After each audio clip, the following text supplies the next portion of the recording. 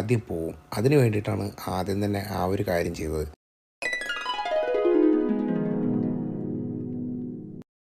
അവൻ ആദ്യം ചെയ്ത കാര്യം എന്താണെന്ന് വെച്ചാൽ ഒരു 5-6 ചൂട്ട് കത്തിച്ചിട്ട് കുളത്തിൻ്റെ എല്ലാ സൈഡിലേക്കും അങ്ങോട്ട് ഇട്ടു.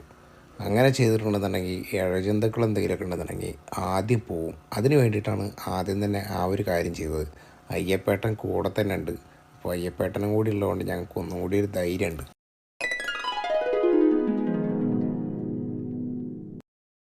അയ്യപ്പേട്ടൻ കൂടെ തന്നെ ഉണ്ട്.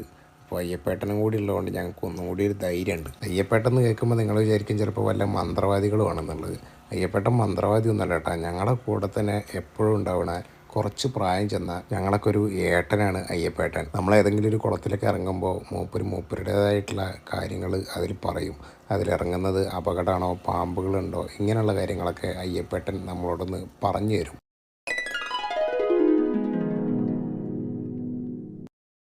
ഈ കുളത്തിൻ്റെ രാത്രിയുള്ള ഒരു ലുക്ക് നിങ്ങൾ ജസ്റ്റ് ഒന്ന് നോക്കി നോക്കട്ടാ. എന്നിട്ട് നിങ്ങളൊന്ന് ആലോചിച്ച് നോക്കി കുളത്തിൻ്റെ അവസ്ഥ എന്താണെന്നുള്ളത്. സിദ്ദീഖിൻ്റെ ധൈര്യത്തെ കുറിച്ച് പറയുകയാണെങ്കിൽ